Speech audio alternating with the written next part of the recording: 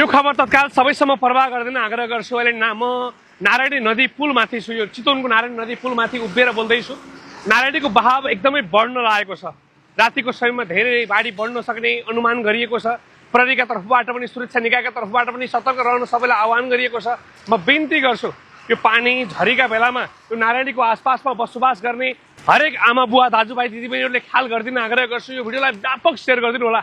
अत्यन्तै बहाव बढ्ने अनुमान गरिएको छ। अहिले पुलमा आएर म तल हेर्दैछु, अहिले पनि तल बहाव बढ्दो छ, पानीको मात्रा बढ्दो छ।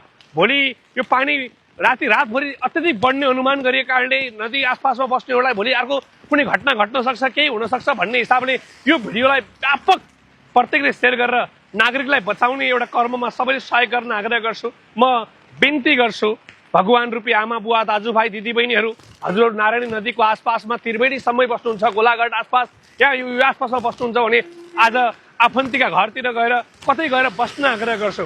भोलि घटना घटेर पछुताउनुभन्दा आज नै हामी सचेत सजग रहन सकियो भने यस्ता घटनाबाट हामी जोगिन सक्छौँ, बाँच्न सक्छौँ। र अर्को कुरा, यो बाढी बढ्छ, दाउराहरू बगाएर ल्याउँछ, यही दाउराहरू समात्ने बहानामा, मुढाहरू समात्ने बहानामा आज हामी नदीमा पस्यौँ भने अर्को घटना निम्तिन सक्छ। त्यसकारण म बिन्ती गर्छु हजुरहरूले आफ्नो ज्यान जोगाउनु होला।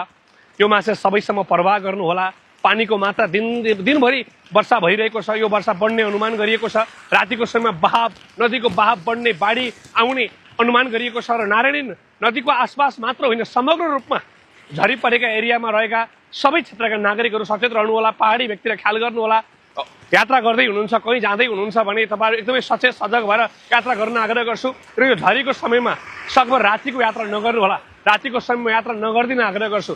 यो घटना घट्न सक्छ। भोलि गाडी लिएर हिँड्नु होला, पहिरोहरू जाला, कहीँ केही हुनसक्छ। म बिन्ती गर्छु यो बेलामा कोही व्यक्तिहरू कहीँ कतै नहिँडिकन सचेत सजग रहन आग्रह गर्दै नारायणीको यो बहाव, यो पानीको मात्रा बढ्दो छ। रातभरि अत्यधिक बढ्ने अनुमान गरिएको छ। केही बेर अगाडि सुरक्षा निकायका तर्फबाट विपद व्यवस्थापनले सतर्क रहन आह्वान गरिसकेको हुँदा हजुरहरू सबैले यो विषयलाई मनमा राखेर बुझिदिन आग्रह गर्छु। यो भिडियो व्यापक सेयर होस्, सबैले सेयर गरिदिन आग्रह गर्छु। नमस्कार।